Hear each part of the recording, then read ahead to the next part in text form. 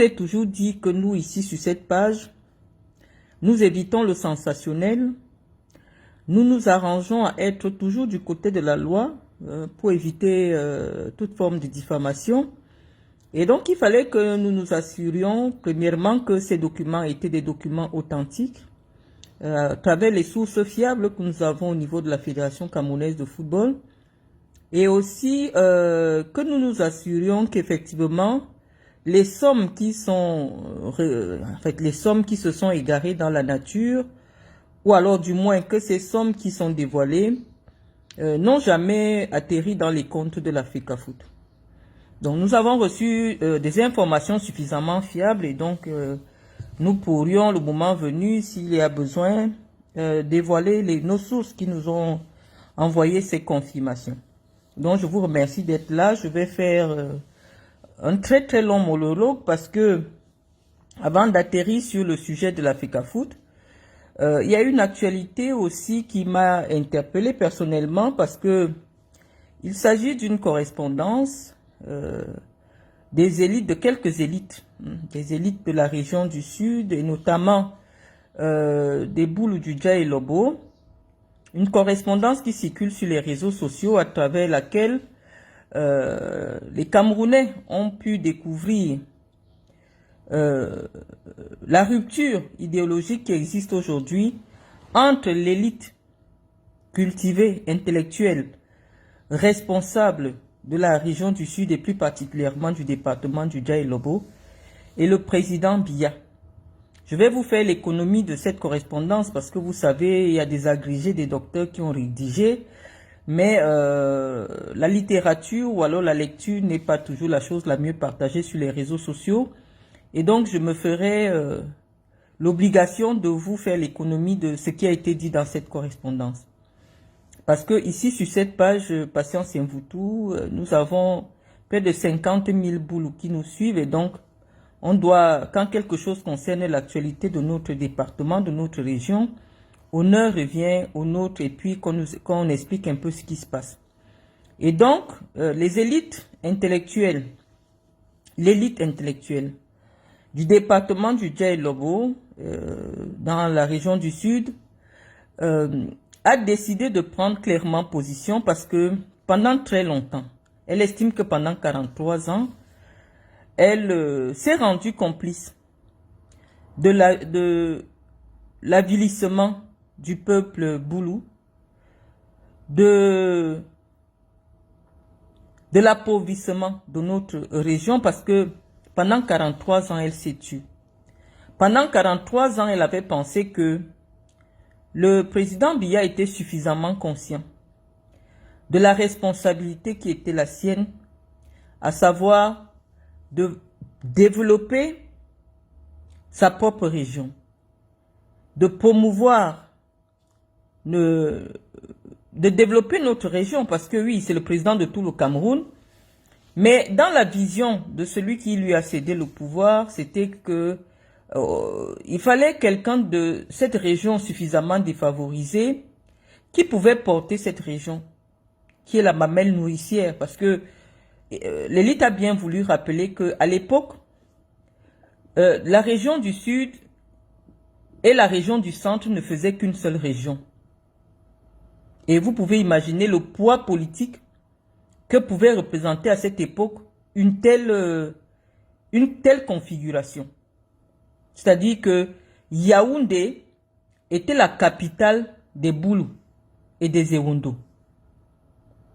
Alors, quand Paul Biya arrive au pouvoir, il décide en 1984 de séparer ces deux régions. Comme on dit, dans l'esprit de l'élève de Machiavel, il faut séparer pour mieux régner.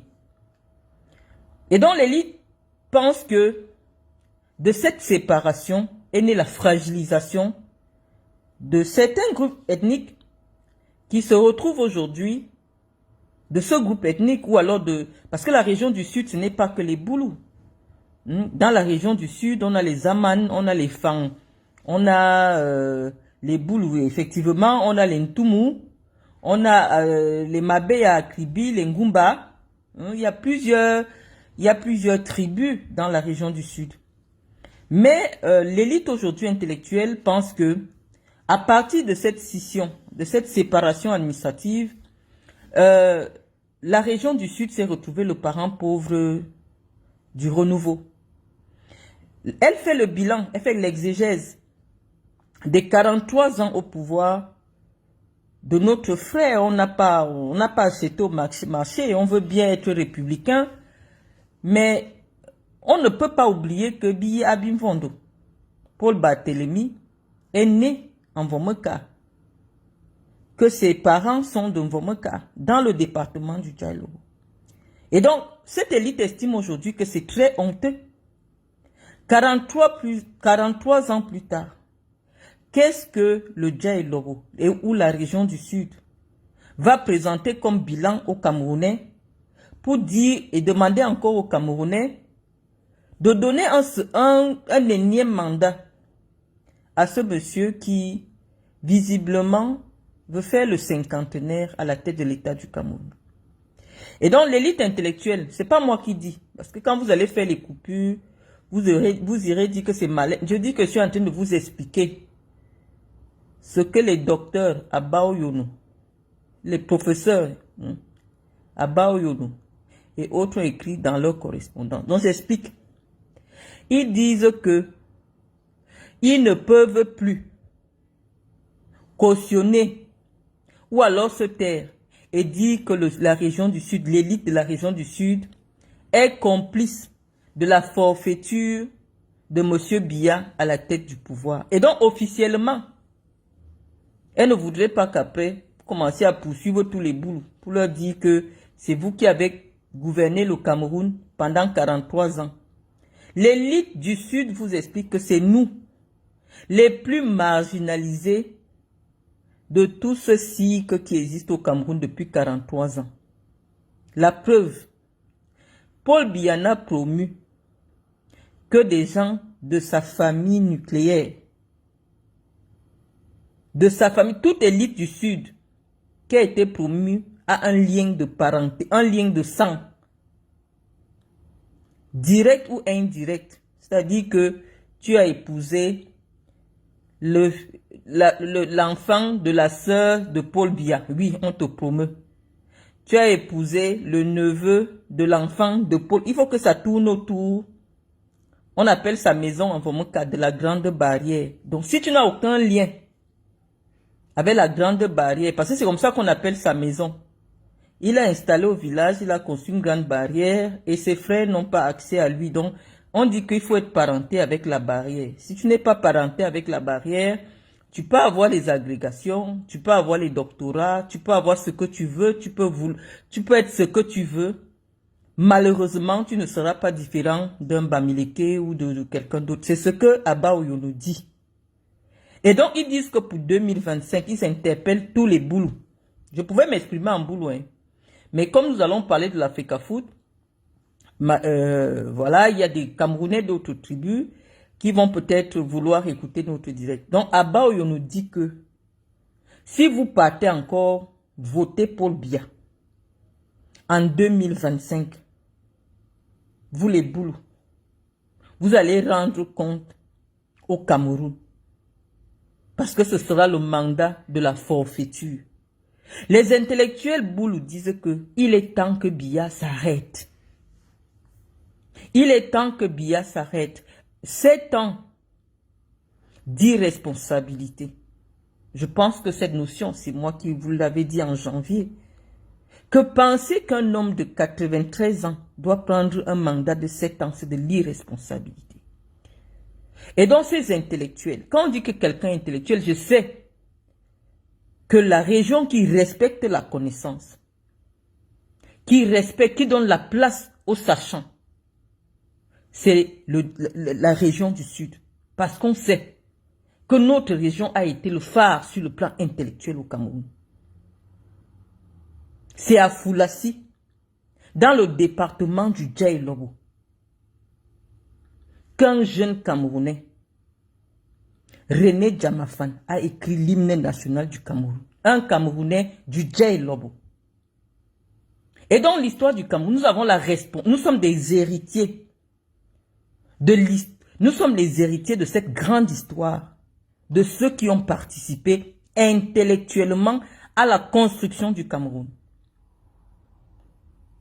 Et donc, conscient de cette responsabilité-là, l'élite intellectuelle du département du Djaïlogo, en particulier, et de la région du Sud en général, vous demande d'aller rencontrer Biya, même sur le plan spirituel, parce qu'on dit qu'il ne voit plus personne. Il n'y a que sa femme, et même certains ministres, en fait, peut-être un ministre ou deux, il y a 2 personnes au Cameroun qui rencontrent Biya. Donc je sais que ni les chefs de village, ni personne n'aura l'occasion de voir Biya quand la campagne est déjà ouverte. Personne ne va le rencontrer parce qu'il n'a plus la capacité de consulter qui que ce soit. Ce n'est pas parce qu'il ne veut pas, il n'a plus la capacité intellectuelle et physique pour consulter les Camerounais et leur demander: est-ce que vous pensez que c'est responsable qu'à 93 ans, je postule encore pour conduire un pays qui est au bord du gouffre? Un pays qui est au bord du gouffre a besoin d'une nouvelle énergie, d'une nouvelle dynamique, d'une nouvelle orientation. Nous ne disons pas que cette nouvelle énergie pourrait venir forcément de l'opposition. Nous n'avons jamais été des opposants. L'histoire politique de notre région nous démontre que les Boulous, les ressortissants de la région du Sud, ont toujours été du côté de l'ordre établi. Nous ne sommes pas pour l'anarchie, mais nous pensons aujourd'hui que c'est irresponsable que notre frère se représente pour l'élection de 2025 qui arrive à pas de course. Et donc, vous voyez que les communicants stratèges du régime moribond occupent l'espace avec des choses non-sens pour que les Camerounais se réveillent un matin et constatent que Paul Biya a été réélu. Parce que on vous sert la distraction. Voilà une actualité qui est suffisamment intéressante, mais j'ai trouvé nécessaire quand même de dire Fecafoot pour attirer le maximum de gens dans cette communication qui est suffisamment intéressante, parce que les Camerounais, qu'est-ce qui les intéresse actuellement? C'est que Eto'o fils a volé l'argent de la Fecafoot. Mais qu'est-ce que vous attendiez d'Eto'o? Qui viennent faire quoi à la Fecafoot? Est-ce qu'on part du stade? On n'a jamais fait des études de management nulle part. On n'a jamais dirigé une unité sportive nulle part. On devient président de la Fecafoot? Non. Il y a eu un vote irresponsable à la Fecafoot. Il y a eu un vote non réfléchi à la Fecafoot qui conduit la Fecafoot aussi au bord du gouffre actuellement. Et c'est ce que nous voulons empêcher à l'échelle de l'État. Actuellement, Paul Biya n'est plus en capacité de conduire un mandat politique. Moi, personnellement, qui suis une franquiste confirmée, je vous dis que même si Franck Biya n'entre pas en politique, mais moi, j'ai toujours été convaincu que Franck Biya pouvait porter une nouvelle dynamique à la tête de l'État du Cameroun. Mais vous avez vu comment cette ambition qui nous animait a été suffisamment fragilisée au point où nous sommes persécutés et contraints à l'exil. Mais nous continuons de dire que Paul Biya ne peut plus. C'était notre conviction. Franck n'a pas de parti, n'a rien. Mais nous disons que Biya, personnellement, Paul Biya, ne peut plus solliciter un mandat politique au Cameroun. Si ce n'est pas pour conduire le pays vers le chaos, qu'est-ce qu'on peut bien attendre d'une réélection de Paul Biya en 2025?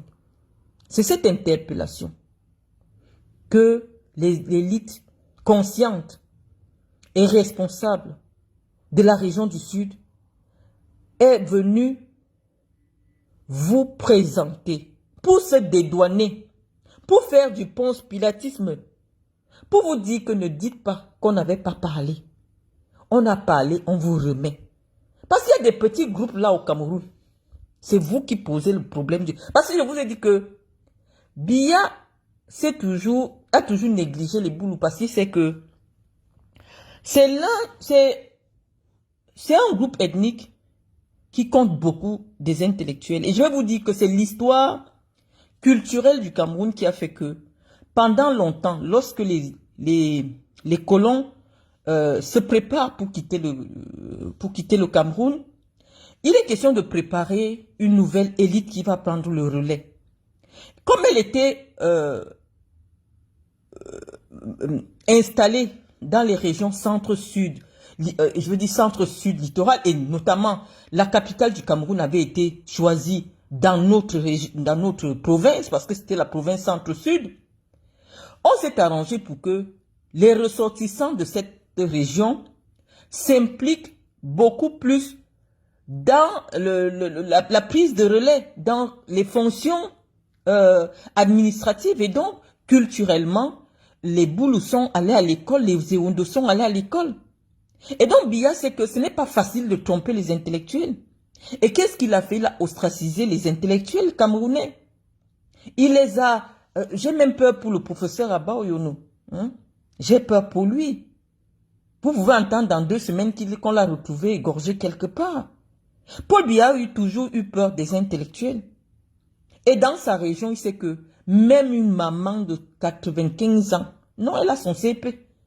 Donc tu ne peux pas lui raconter n'importe quoi. Donc le bastion le plus difficile de Biya en 2025, c'est son propre département, parce que nous disons que nous ne sommes plus là. J'ai parlé ici depuis 2 ans. Vous avez dit que non, c'est parce que je suis aigri. Mais voilà des gens qui n'ont aucun antécédent personnel avec cette fumisterie. Parce qu'on ne peut même plus appeler ça régime politique.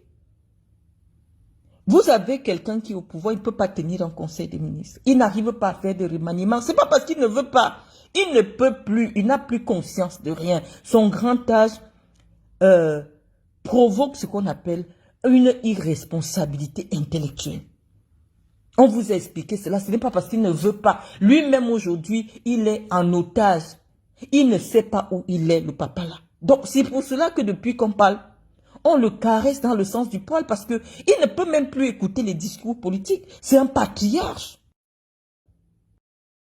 Moi, ma soeur Poitiers, responsable, rien, c'est plus là. Donc, je ne peux pas tenir responsable de ce qui est soumis. À l'heure actuelle, l'irresponsabilité est même de son talon, ne peut plus le faire. Quelqu'un qui lui dit comment il s'est connu le président 80, même habillé. Ah non, non, il est mis au smalto. Et que c'est lui, c'est ses vêtements. Que vous voyez ce aujourd'hui. Dit que c'est lui, ses vêtements. Quelqu'un est Biya pour responsable de cette fumisterie. À l'heure actuelle, il a atteint l'âge de l'irresponsabilité intellectuelle. Même le choix de son propre pantalon, il ne peut plus le faire. C'est quelqu'un qui lui dit comment il s'habille. Ceux qui ont connu le président Biya dans les années 80, non, l'homme, même pour s'habiller, ah non, on sentait il aimait les Francesco Smalto. On sentait que c'est lui-même qui choisissait ses vêtements. Mais lorsque vous voyez ses accoutrements aujourd'hui, vous ne pouvez pas dire que c'est lui-même qui choisit ses vêtements. Donc si quelqu'un est incapable de choisir son vêtement, il va choisir un ministre, il va choisir une orientation politique, il va définir un cap politique. Non, il n'est plus en capacité. Actuellement, on le gère comme une personne âgée qui est dans une maison de retraite de luxe. Mais nous disons qu'un pays qui compte 70% de sa population qui a moins de 40 ans, ne peut pas avoir à sa tête un homme qui souffre de sénilité. Ce n'est pas normal. C'est ce que les intellectuels de la région de Paul Biya vous disent. Que nous sommes des éclaireurs de conscience. Le blanc nous a remis le pays sur le plan intellectuel, de diriger les consciences des Camerounais. Parce que ailleurs, ce sont les intellectuels, les Montesquieu, dans l'esprit des lois, qui ont dit ce que devrait être la démocratie, la liberté et tout. C'est les intellectuels qui ont pensé la vie de tous ces pays que vous enviez. Mais qu'est-ce qui est arrivé quand Paul Biya a voulu installer la Gabégie? Non, il y a eu un ravalement de valeurs. Au Cameroun, un intellectuel, pour un Camerounais, ne vaut rien. C'est un affamé, il a faim, il n'a rien. Qu'est-ce qu'on respecte au Cameroun? Quelles sont les valeurs qu'on a instituées? Oui, mon direct est fortement signalé. C'est la valeur de l'argent. L'argent à tout prix, l'argent... oui, on ne sait pas, qui n'a pas de traçabilité. Tout le monde est devenu... C'est la course au plus grand voleur. Et dont les amis, oui, actuellement, on est en train de courir derrière et tout. Je vous avais averti, vous m'avez insulté. J'ai dit, je ne pas... Il y a des sujets, dès que je vous pose le diagnostic, après, je ne reviens plus dessus. Ça sert à rien de venir me dire, oui, Marlène, tu avais vraiment raison. Et tout, là, il n'a plus rien volé. Il a volé 300 millions. Mais attends, il a volé tel montant, il a volé, vous criez derrière lui. Je vous avais dit, peut-être à ma manière, qu'on ne pouvait rien attendre de bon de quelqu'un qui est ruiné. On ne peut rien attendre de bon.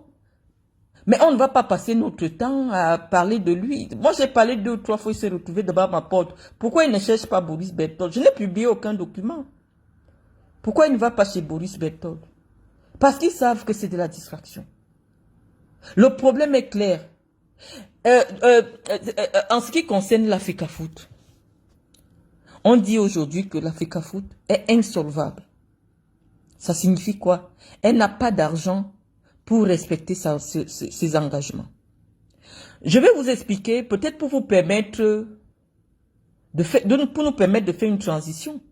Parce que même sur le cas de Paul Biya, il n'y a plus rien à dire. Si vous partez voter Paul Biya, vous les Bamileke là, vous les nordistes là, c'est votre problème. Nous on a déjà parlé, on est quitté dessus. Nous on ne veut pas voir des gens arrêter les uns et les autres avec les couteaux pour dire que vous finissez avec nous. On a déjà déposé comme Ponce Pilate. Faites ce que vous voulez parce que c'est vous qui dérangez. On parle comme ça sur Internet. Mais les Bamileke vont aller s'asseoir, ils vont voter Paul Biya. Juste pour nous énerver sur les réseaux sociaux. C'est vous qui votez Paul Biya. C'est vous là. Vous qui n'avez pas de véritable conviction. Pourquoi un Baham peut être mon président? Mieux, je vote Paul Biya. C'est vous qui avez ce type de considération là-bas. C'est vous qui dérangez. Un Bouddha s'assoit et dit que non, je ne peux pas voter un Baham. Les Bahams sont chiches. C'est vous qui dérangez. Mais on vous dit que la vie ne doit pas se limiter à votre comptoir. C'est-à-dire que dès que toi tu vends, le Cameroun peut se brûler, tu t'en fous. Il faut avoir la responsabilité. Il faut avoir le sens de la responsabilité citoyenne. Nous ne sommes pas nombreux. C'est pour ça que Biya s'en fout de nous.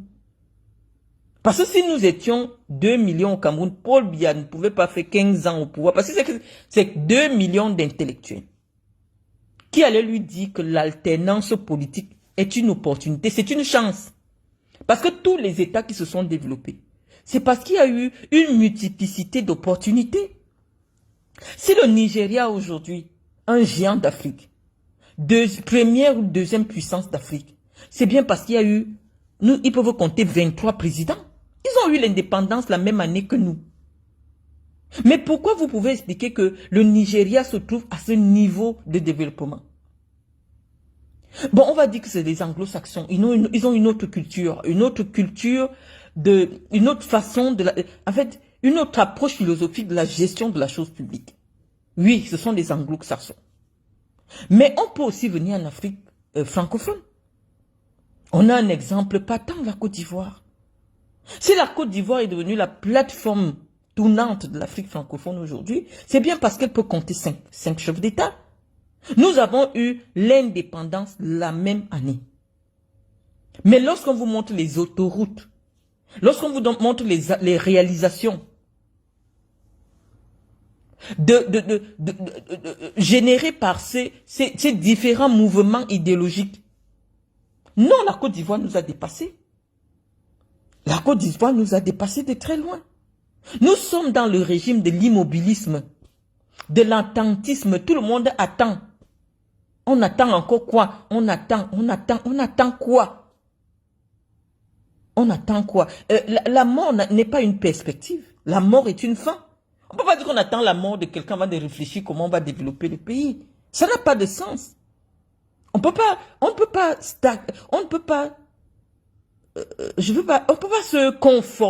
conforter de l'immobilisme intellectuel et moral. Ça ne bouge pas. Les valeurs morales ont foutu le camp. Quelqu'un débarque dans une institution publique. Il transforme, ça devient une affaire privée. Et il y a quand même des Camerounais qui s'installent pour vous expliquer que c'est normal que Eto'o fils reçoive de l'argent qui concerne les lions indomptables dans son compte personnel, soit disant que c'est parce que les transactions financières avec la Russie sont frappées de sanctions par l'Union européenne. Mais je vous dis, mais vous pensez que vous avez affaire à qui là? Le Cameroun a fabriqué une horde d'analphabètes, ça c'est vrai. D'illettrés, c'est vrai. Mais le minimum, c'est le bon sens. On n'a pas besoin d'aller à l'école pour avoir du bon sens. Est-ce que vous ne savez pas que le Cameroun a une ambassade en Russie? Et que toute transaction financière, qu'elle soit publique, qu'elle soit privée, avec le Cameroun, peut se faire à la pairie du Cameroun. Ça a coûté quoi à Samuel Eto'o de solliciter, de la même manière que l'État, par exemple, dans le cadre de l'affaire de Amougou Belinga pour le rachat des parts, des actions il y avait une chaîne de télé là qui a même disparu. L'État peut utiliser l'argent de l'ambassade pour acheter quelque chose de privé, on le sait, et c'est réciproque. C'est-à-dire que la FECAFOOT est une institution au Cameroun. Si la FECAFOOT a besoin de recevoir de l'argent de la Fédération de Russie, elle peut solliciter l'ambassade de Russie pour recevoir cet argent. Je vais vous prendre un exemple. Parce que je vous parle toujours avec les exemples pour que vous compreniez. Quand vous demandez le visa de l'évacuation sanitaire à l'ambassade de France, on vous demande de solliciter auprès de l'établissement hospitalier, que ce soit public, que ce soit privé, de vous envoyer un devis. Dès que vous recevez le devis, on vous dit d'aller verser l'argent là à la pairie de France. C'est un privé. C'est un établissement privé. Mais l'ambassade de France vous indique la pairie de l'ambassade pour payer. Et c'est maintenant l'ambassade qui sollicite l'institution française et lui dit, tu as ton argent chez nous, viens récupérer. Pourquoi pour le Cameroun, il faut toujours trouver la sorcellerie? Depuis quand de l'argent destiné à l'association devrait se retrouver dans le compte d'un individu au Qatar, alors que votre pays a l'ambassade? Et vous êtes content sur les réseaux sociaux de dire des choses pareilles. Non, il a utilisé. Non, c'est un détournement. Dès lors que l'argent n'est jamais arrivé dans les comptes de la FECAFOOT, c'est un détournement, ce n'est pas un débat. Ce n'est pas un débat, c'est un détournement de l'argent de la FECAFOOT. Et je vais vous expliquer comment ça se passe. Parce que nous sommes maintenant dans une démarche purement didactique. On n'est plus dans le clash. Parce qu'on comprend qu'au fond, Eto'o, est-ce que c'est sa faute? Le gars arrive là, il ne sait rien, il cherche aussi, c'est-à-dire il fait même un vol bête, il vole bêtement. Parce qu'il y a d'autres stratégies plus fines, plus raffinées, Si tu veux détourner de l'argent, parce que je vous ai dit que je vous apprends le bon côté aussi, le mauvais côté. Mais ça, c'est un vol grossier, un détournement bête, stupide. On ne fait pas ça. Il y a une façon de prendre l'argent dans le football sans trace. Mais regarde ce qu'il fait. Regarde ce qu'il fait. Cette partie-là, il n'y a pas de débat. Puisse quand même faire... Et même les détections, qu'est-ce qu'il fait? Il a ramené quoi de spectaculaire ou de notoire au niveau de la gestion du football camerounais? Rien. Que la sorcellerie. On crée des histoires, les églisiens, les machins. C'est que des trucs à la con. La plainte là n'ira nulle part. La plainte là n'ira nulle part tant que Paul Biya est là. Hein? On vous a déjà dit que la justice n'existe plus au Cameroun. Tant que Chantal Biya est là, parce que Paul Biya, lui, c'est déjà une légume. Paul Biya en otage. Donc, ne parlez même plus de Paul Biya. Ça ne sert plus à rien. Le vieux, on l'a enfermé dans une maison de retraite de luxe. Il n'est plus au courant de rien de ce qui se passe au Cameroun. Donc, n'invectivons plus ce papa-là. Lui-même, il est la victime d'un système qu'il a créé. Ça l'a avalé lui-même. Comment vous pouvez dire que vous avez un président, aucun ministre ne le voit, et ça ne vous choque pas?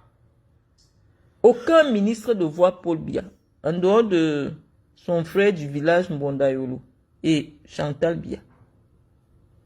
Le ministre qui vous dit qu'il voit Paul Biya, qui vient de parler, on voit. Donc c'est Chantal Biya qui vient dire que, il a dit, alors que c'est faux, lui-même n'a plus conscience. Je vous dis que quand on a 92 ans, on revient dans le cycle fœtal. Vous savez ce que c'est que le cycle fœtal? Les femmes qui ont déjà porté la grossesse savent que c'est dans la journée. Prends mon téléphone là.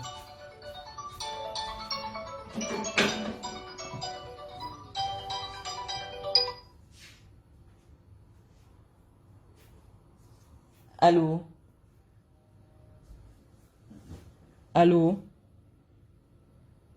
Oui, donne-moi 2 minutes, je te rappelle, s'il te plaît. 2 minutes, 2 minutes. Donc, j'étais en train de vous expliquer que le cycle du fœtus est que toute la journée, il dort. Le bébé qui est dans le ventre, toute la journée, il dort. C'est dans la nuit qu'il se réveille. Dans la nuit, il se réveille. Et c'est pour cela que quand un bébé naît, vous allez constater, on dit qu'il ne fait pas encore ses nuits. Parce que lui, il a le cycle du ventre. Donc, quand quelqu'un atteint 90 ans, il rentre maintenant dans ce cycle. En journée, Paul Biya dort. En journée et dans la nuit, il n'est plus au courant de rien.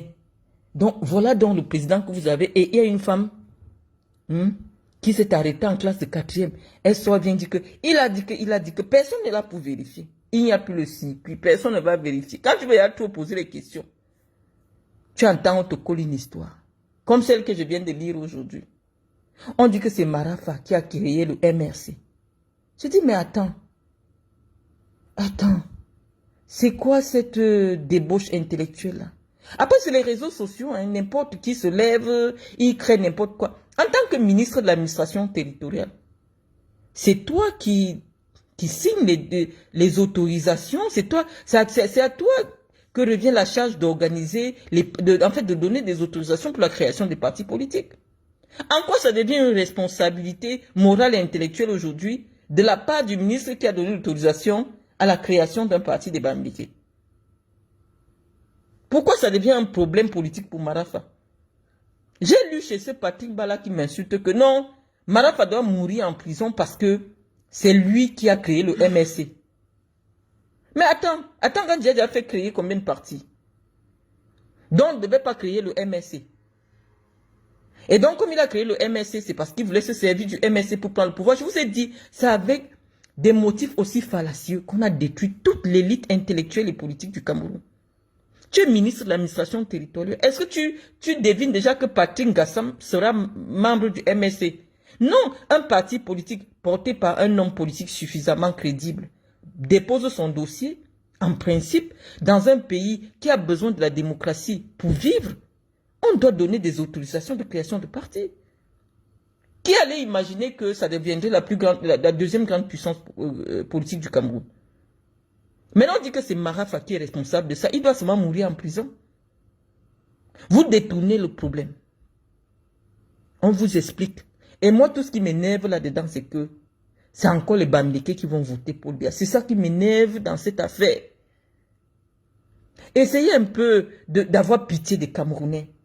Le tout n'est pas d'avoir tes petits avantages. Parfois, élevez-vous au niveau de l'État. Dès qu'on va vous appeler là, vous allez encore dire que oui, Paul Biya, le meilleur choix. Non, nous on dit que ce n'est pas le meilleur choix. Nous lui avons donné le mandat de 2018 parce qu'on disait qu'il va changer la constitution pour favoriser une meilleure transition. Mais intellectuellement, le président est perdu. Il ne peut plus faire preuve de sagacité intellectuelle. Il ne fait pas exprès, c'est le cycle de la vie. Il ne fait pas exprès. Donc, je ne voudrais pas, de la même manière qu'Abba Oyono a écrit pour se dédouaner, moi je vous supplie, ne rendez pas Paul Biya responsable de ce qui se passe depuis 7 ans. Le père là lui-même est une victime. Ne le rendez pas politiquement responsable parce que à 85 ans, toute personne de 85 ans peut obtenir une protection juridique. Un homme de 92 ans n'est pas responsable, que ce soit même sur le plan pénal. Si un homme de 92 ans conduit une voiture, il te cogne, vous arrivez, il te tue, vous arrivez au tribunal, on va dire qu'il ne voit plus bien, il n'entend plus bien, les lumières lui font mal aux yeux. Il n'est pas responsable. C'est comme si un aveugle te cogne. Donc Paul Biya n'est pas responsable de notre souffrance, les amis. Ce n'est pas un sursaut de défense parce que c'est mon frère. Je dis non. Humainement, un homme de 92 ans n'est pas responsable de quoi que ce soit. Regardez vos parents à la maison qui ont 80 ans. Même pour compter leur argent, vous leur donnez 100 000, ils ne peuvent pas compter. Combien de fois quelqu'un qui a 92 ans, il subit, il n'est même plus au courant. Il peut même trouver quelqu'un sur sa femme, il ne saura pas ce que c'est. Il va dire, vous êtes en train de bagarrer. Il ne saura pas ce que c'est. Parce que la relation sexuelle est un lointain souvenir. Il y a quelque chose qu'il a même oublié. Il ne sait pas. Donc soyez indulgents vis-à-vis du président Biya. C'est ce que je vais vous dire. Vous voyez que je suis sollicité au téléphone. On fera peut-être un autre direct un autre jour. Mais l'essentiel de ce que j'avais à vous dire ce soir, c'est que Ethofils a eu tous les moyens pour mettre l'argent au niveau des ambassades pour que l'argent soit viré dans les caisses de l'Africa Foot. C'est ce qui se passe généralement. Même quand les